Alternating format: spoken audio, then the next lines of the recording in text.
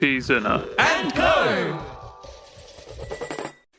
Welcome to Second-Hand Haunting, where we read ghost stories from a second-hand op shop book and try to make sense of them. Fun of them. Sense of them. Fun of them. Sense. Fun of them. Sense of.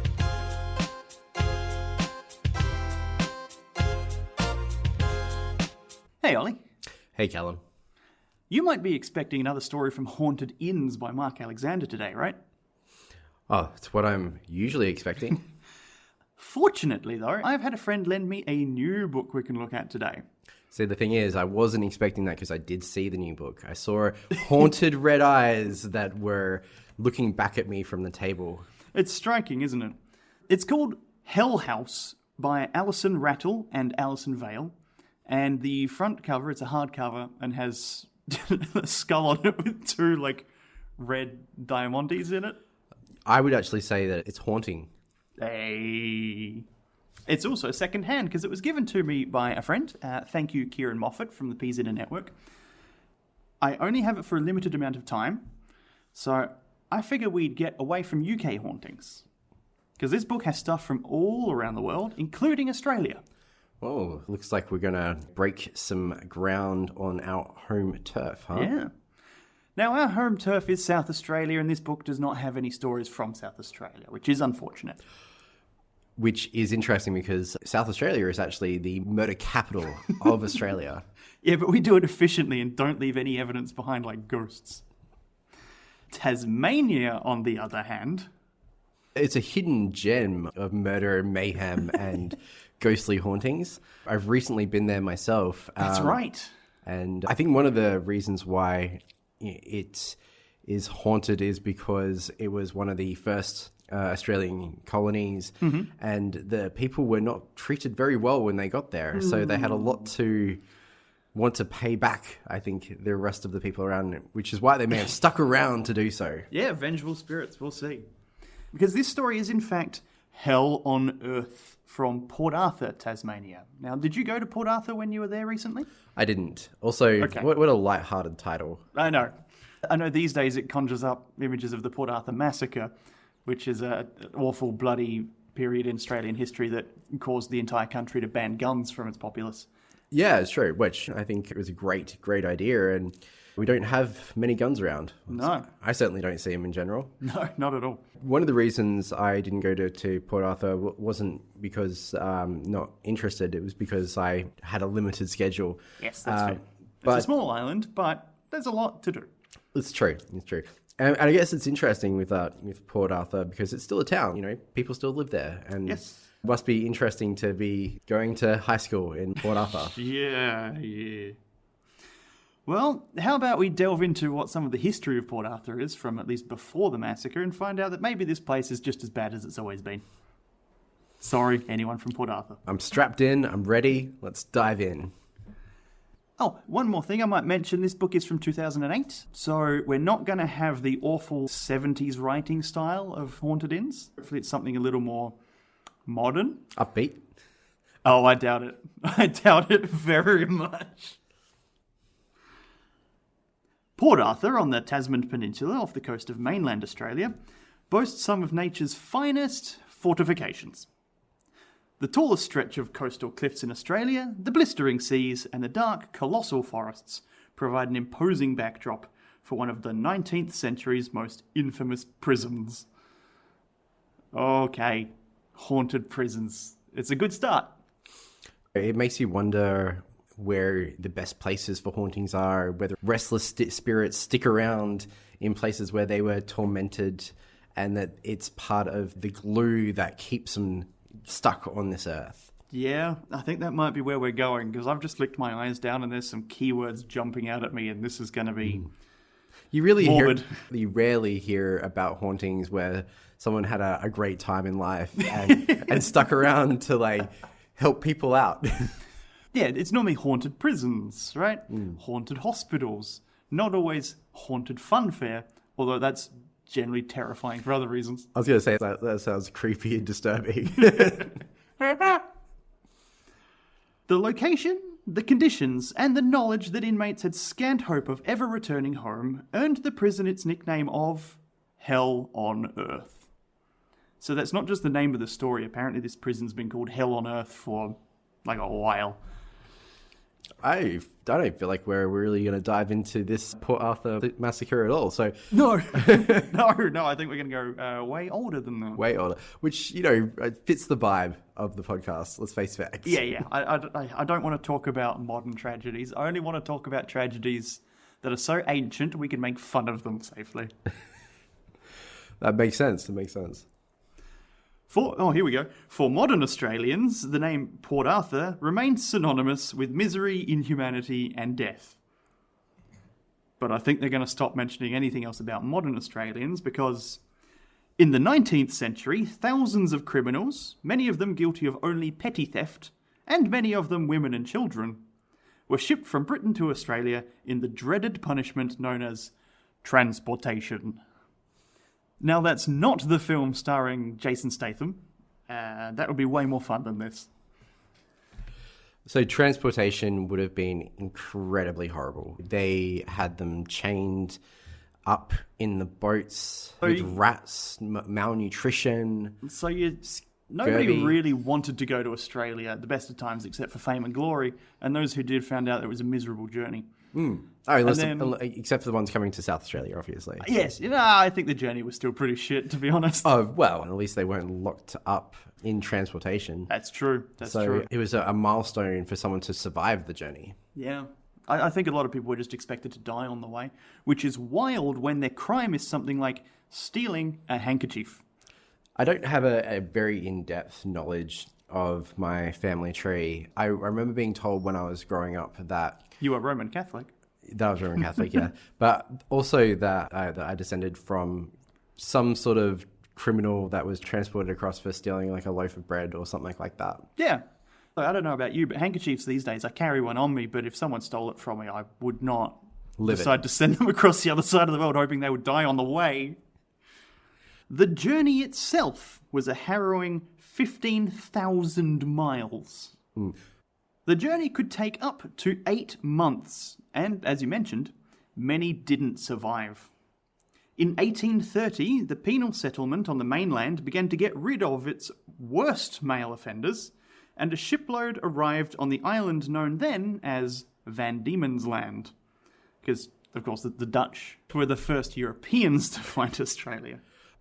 A shipload arrived to be put to work on a timber station supplying the Australian government. By 1833, Port Arthur had become an established prison settlement. When you start as a prison, it's not a good sign, is it? I think it's important to recognise as well that back then we had turned prisoners into slaves. I think you'll find lots of places still do that today. Sure, but I think that it's a bit different from, say, a bit of community service. Yes. Yeah. And, picking up trash on the side of the road.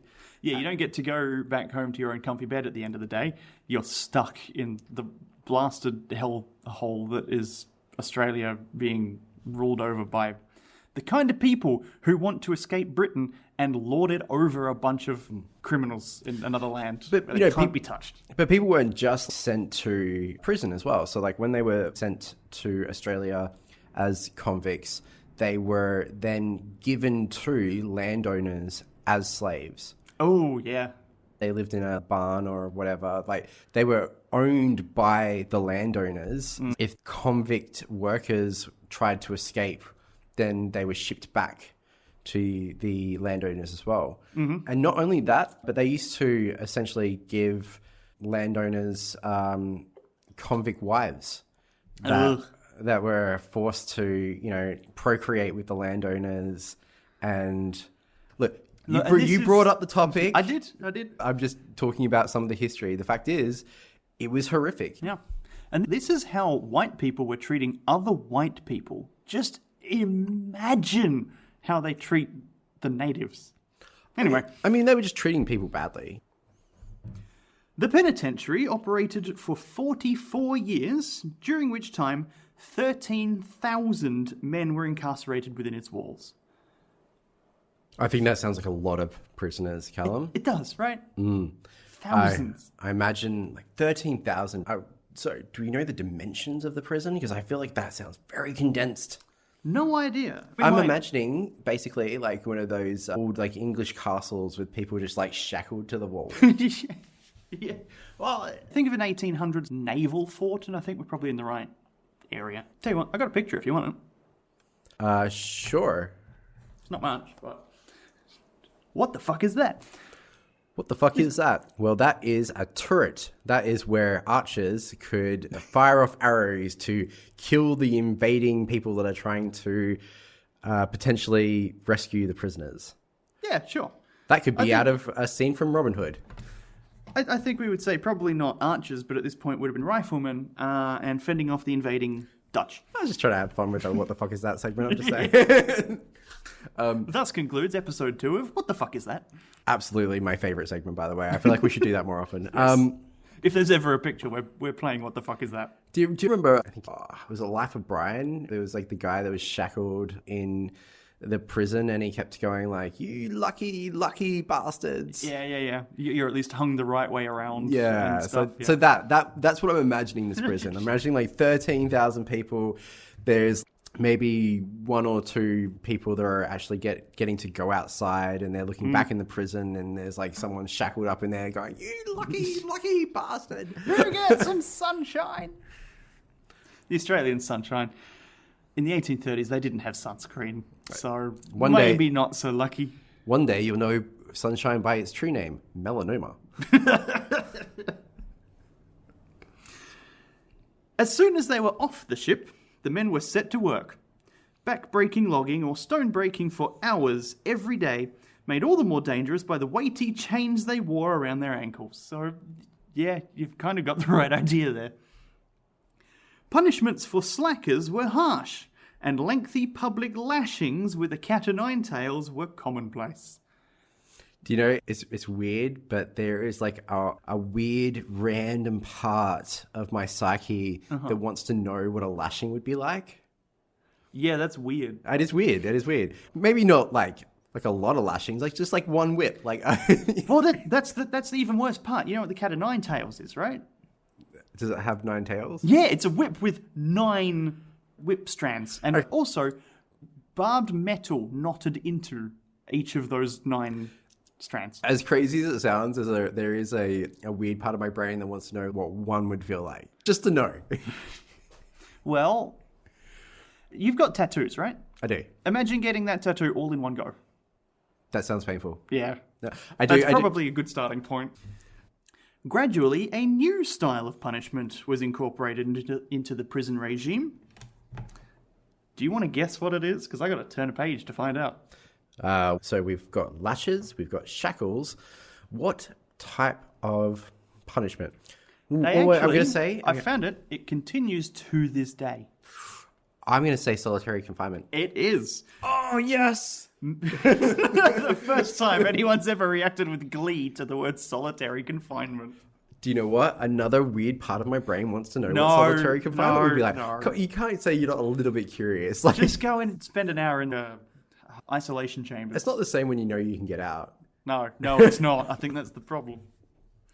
So, men were subjected to months, sometimes years, of solitary confinement. Confinement meant being restricted in a specially designed cell known as dark or dumb cells, which were entered via a series of doors designed to exclude all outside noise and light. And it can cause like psychosis, you can have visions, the lack of stimulus and being by yourself for that long can really create like hallucinations. You can lose a sense of self. Yes, it's like the worst thing you can do to a human being without physically harming them, I think. Nice clarification. The punishments and the monotonous work drove many men insane. That sounds right. Yep. And one man stands out above all others as its chief architect. Oh, great. So we're going to find out what fuckface invented this. It always surprises me what people are willing to do to other people. In 1833, Charles Booth, the commandant of the settlement, vowed that he would take the vengeance of the law to the utmost limits of human endurance. He sounds religious. He sounds like a nutter. I stand by my original statement. He's a sadist, right? Like, what? That's not your job, mate. That's not what you're put here to do. Why are you doing this? It's not some sort of scientific experiment where you could see like how far you could break a person. Yeah, it's just what happens when you send a psychopath in charge of a bunch of people to the other side of the earth with nobody paying attention to what's going on. Because he certainly achieved his goal. Indeed, the convicts themselves felt Booth's regime went far beyond testing the boundaries of human endurance. Asked to describe the impact of the Port Arthur penal settlement, one ex-convict simply said that it broke men's spirits. That's not what prisons are meant to do, right? What are prisons meant to do, Callum? Originally, keep dangerous people away from the populace. Do you know, I think I've definitely learned a lot by listening to this podcast. I hope our listeners will learn a lot as well. Yeah. One of the things that I've learned was that before prison, mostly we just executed people, because prison costs money and resources. Yep. And I think there were psychopaths involved in prisons back in those days because no one else wanted to do it. It's not like a job that you'd think that people would want to do, house these people, use resources. I think the other thing is that they often wanted to make them into slaves and to get them to perform this work was because... Because then it doesn't cost as much. You can make a bit of money on the side. Well, and we're going down a dark path. Sure. But I think it comes down to resources as well, right? I used to think of jail as just being like a deterrent, something that like... Not to keep dangerous people away, but to create like a deterrent from doing something wrong. If you do bad, you go to this bad place. Yeah. Whereas they could instead be rehabilitation centres. Okay, look, you did a bad thing. Maybe you didn't know why that was a bad thing. So let's put you in a place that helps teach you what is the right thing. But it just got more and more like, let's punish these people so people stop doing crimes. It'd be really interesting to do like that dive into like how law, policing, prisons, all evolved over time. You're right. Let's start a podcast called Secondhand Prisoning. Sure. I don't want to do that, man. Oh, no. I was kidding, I swear. Today, there is little doubt that the spirits of many hundreds of men who died there were indeed broken. Visitors to the site leave with one lasting impression: an uneasy sense of the despair that filled the prison. Here we go. Paranormal activity is extensive and is thoroughly logged. Visitors are asked to complete an unusual occurrence form to keep track of any experiences that occur and their precise location. I've never seen bureaucracy and ghosts interact quite this way before. I would love to get a hold of those records. So were those forms like at the time, not like in modern day? Because No, I think modern day. Okay. So I don't think the Port Arthur prison is an active prison anymore. I think it's a historical site that you can go visit, like say the Old Adelaide Jail or Auschwitz or whatever. It's still kept there as a memorial to the terrible things that happened. And when you go there, they've got an incident report form that just happens to be, hey, did you see a ghost? I'm starting to wonder whether or not there was such a negative psychic impact of what happened in Port Arthur that it resonated through the generations into what manifested. Oh, you think it might be not the fact that the place is actually haunted, but because there was so much misery, the actual population of the area has been psychologically affected? Yeah, and maybe that was one of the reasons why it was the center of such a horrible occurrence. That's a hell of a theory. I like it. You'll hear many more crackpot theories right here on Secondhand Haunting. Todd Darling, a regular tour guide at Port Arthur, has been struck by the similarities between all these reports, remarking that visitors to the site consistently file reports describing the same things and places as the reports filed by strangers 10 years earlier. Okay. Hey, and I'm sure that's not because there's a tour guide telling people, hey, 10 years ago there was a spooky thing happened here. I was going to say the scientific method, right? But that's fine. Many of the stories describe floating orbs of light and sudden cold spots. No, not cold spots again. It's from the 1830s. It was not meant to be an insulated, comfortable place. It's a prison.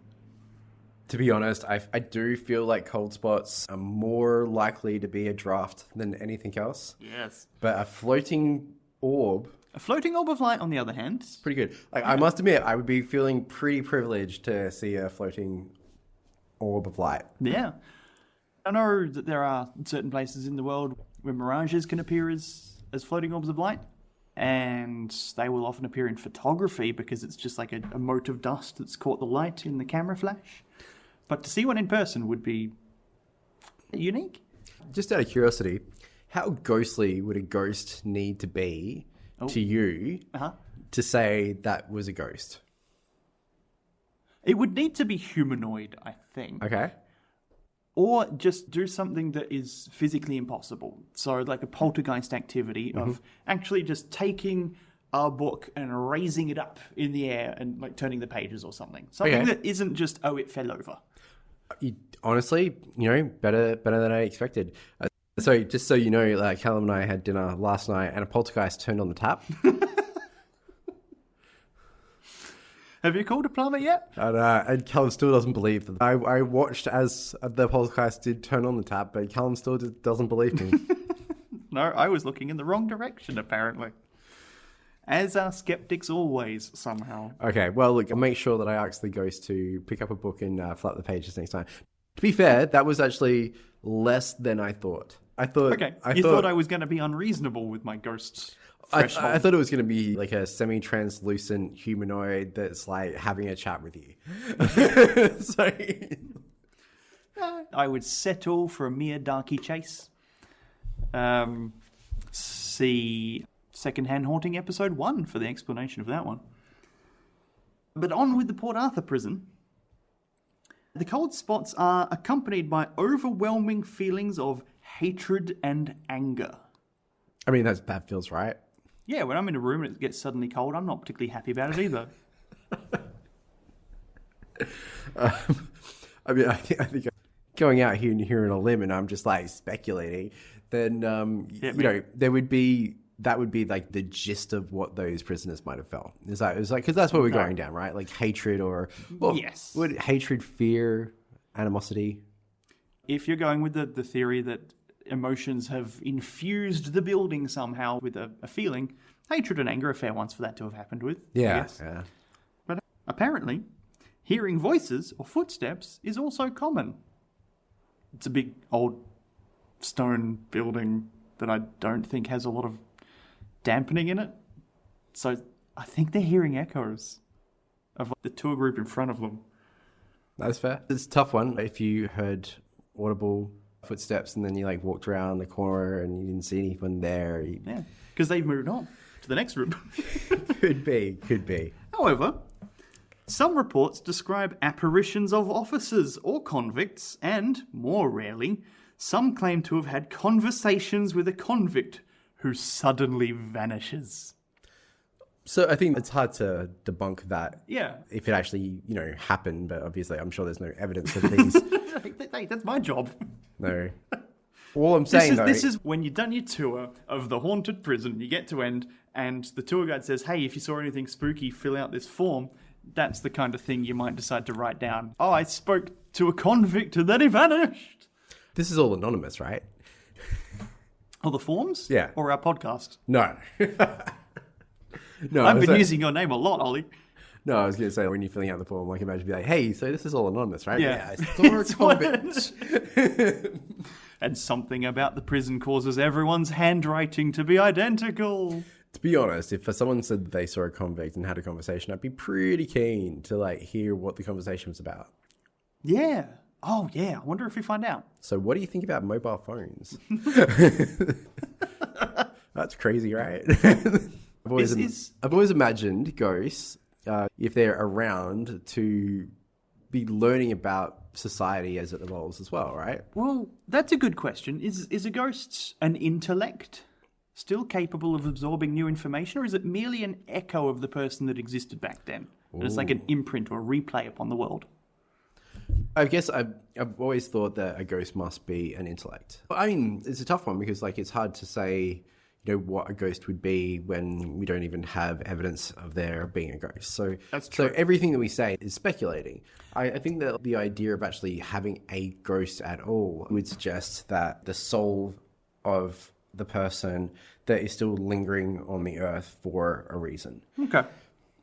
But since I've not had a deep conversation with a convict, unfortunately I've not had any feedback as to whether or not I'm right about this. Well, the good news is, Ollie, there is actually a section of this book right here that details the differences between different kinds of ghosts and their categories. Boom. So I say, after we finish this story, let's do a little appendix of this episode where we read some of that. What do you reckon? Sounds lovely. Yeah, cool. Well, let's finish this story and get to that then, because it's probably more interesting. Oh.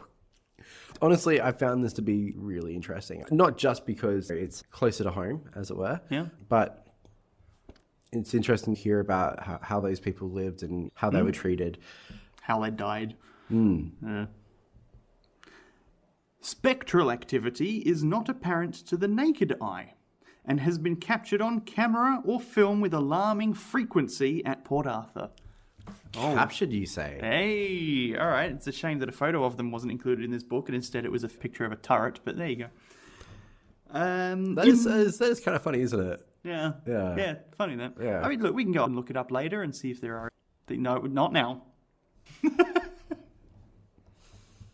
In one case, a woman was filmed by her husband using night vision during one of the after-dark, lantern-lit ghost tours of the site. Okay, that actually sounds kind of fun. I mean, I would do that. Yeah. You know, we should do that. I think the Old Adelaide Jail does like a night ghost tour. I'm in. Do you want to do that sometime? 100%. Yeah. You know what? We could do an episode about it, like Patreon exclusive, if and when we get a Patreon. Totally. When they watched the footage the next day, it clearly showed a glowing ethereal cloud pass through her body and leave the room, closely followed by a loud bang that made all the members of the party shout out in terror. Her husband had seen nothing of this through his lens as he had been filming. What you talking about?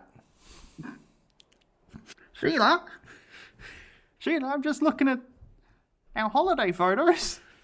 No, that was just a light. And there's a ghost. I wonder if that's like a famous ghost footage or if this is totally made up.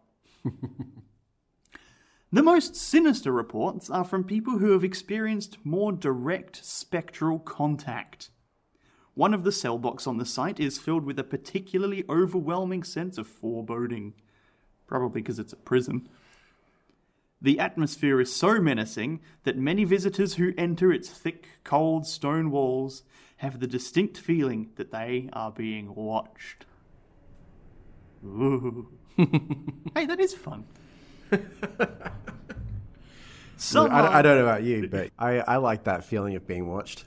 I don't know if it's set up in a panopticon style or not, but... Well, that's a word. I'm not even sure what that word means. Panopticon? Oh, yeah, panopticon. So it's a kind of prison originally where, imagine you have the big cylinder and the cells are all on the outer walls of the cylinder. Feels like a sci-fi prison. Right?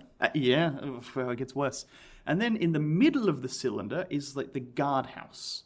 So from the one guard station, you can see into every cell around the outside of it, right? That does sound efficient. But it's so far away, and like you put up like darkened glass or something so that the guard can see into any cell, but the prisoners cannot tell which way the guard is watching. So theoretically, they could be watched all the time. And I think it's possibly a war crime now to set up a prison that way because of the intense psychological pressure on the prisoners. Oh, well, there you go. I don't know if this is that kind of prison, but that's the general feeling they want the prisoners to have, that they're being watched, right? It reminds me of a friend of mine that was working for an organization, and they were talking about how they're working remotely, but they wanted everyone to be on a Discord server all day. Yes. Yeah. Yep. The panopticon effect is absolutely still a thing. Oh, right. No. Yeah. So I always thought it was interesting because like basically it was like the idea that they would be on a constant call like all day. And that idea of, someone potentially like watching into your room like all day, like while you're working, just sounds terrifying to me. Yes, it's abhorrent. It's inhumane. It's terrible. It's a bad idea. It's a punishment, right? That's why they came up with it for a prison. Yeah. Well, to be honest, I think I'm going to share this experience with that friend as well, because there may have been a reason why you felt so uncomfortable. Yeah, and if you're doing that day after day after day after day, even if you're at work, at least you get a break, right? You're only doing it from 9 to 5, but it still has a terrible effect on your mental health. Yeah. No, I thought it was a real horrible idea. Yeah. Some are overcome with a sense of utter misery that seems to reside there, as well as an odd sensation that they are lost. In fact, a few find themselves literally lost and have to seek help to find their way out of the block. Prisons aren't exactly known for their simple layouts, are they? Yeah, no, absolutely. I feel like prisons from those times would definitely have a labyrinth-like aspect to them. Yeah. Especially like a fort or something that was probably built as a small building to begin with. And then as it was getting more used, more popular, and more prisoners were being sent, they'd add on a bit more. And then a bit more and a bit more. And it would end up with just this massive, confusing hodgepodge, much like, say, the university campus I work in. Well, it's interesting because I think that fort is an apt term for what prisons used to look like in those times. They very much were just as concerned about keeping people out as they were keeping people in. Yeah, but if it's not meant to be easy to get into a prison, I guess. Yeah, absolutely. The most disturbing incidents involve one particular cell in which some visitors have reported suddenly finding themselves unable to move and fighting for breath, feeling their throats constrict as if gripped by spectral hands. Ugh. Yeah. Okay, I don't think we can blame that on a draft. Just so you know, that's not something that I'm interested in experiencing. No, good. For some reason, the idea of a cat and nine tails actually sounds more appealing to me than a ghostly hand around my throat. Yeah, them being strangled by a ghost, yeah. In some cases, the attack leaves thumbprint-like bruising on their necks. Oh... This is way worse than anything in haunted inns. So do you think that's the ghost of one of the convicts or the psychopath that ran the place? Oh, man. That is a good question. Yeah, I don't know. Maybe the cell was occupied by a strangler, or maybe a prisoner was strangled to death by a guard. Who we might find out. Let's see. Oh, no, we don't. One woman reported feeling consumed with despair that she would never be able to leave. Yeah, so a prison. There is a small island in the bay at Port Arthur, known as the Island of the Dead. It is a cemetery where more than 1,000 souls lay buried. Sorry, of 13,000 prisoners, 1,000 of them died there. In the bay? Well, in the prison, I guess. And then they're buried on an island in the bay. That doesn't seem like a very good track record for a prison. But again, I don't know prisons that well. I don't think that prison was interested in the sanctity of life. No, especially not in the 1830s. No, and I think they were more concerned about turnover. I think, yeah. Yeah. Death would surely have come as a blessed release for many of them. But the question remains, just how many did find such release, and how many remain trapped to this day in their hell on earth?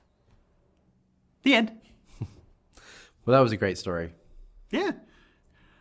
The actual text gave me some little spine tingles. So I was getting tingly towards the end, honestly. Yeah. It's creepy. It's way creepier than haunted inns, which I think we still say is one guy just got an excuse to get paid to go drink in a bunch of pubs. I was thinking about that as you said that. I was like, well, it's a different vibe. Yeah. But following up on that, shall we go back to the section of the book for identifying visitors from the spirit world, which has a sort of category and description of each kind of ghost that may appear. Sure. Is that something you want to do in depth, or do you want to do that now?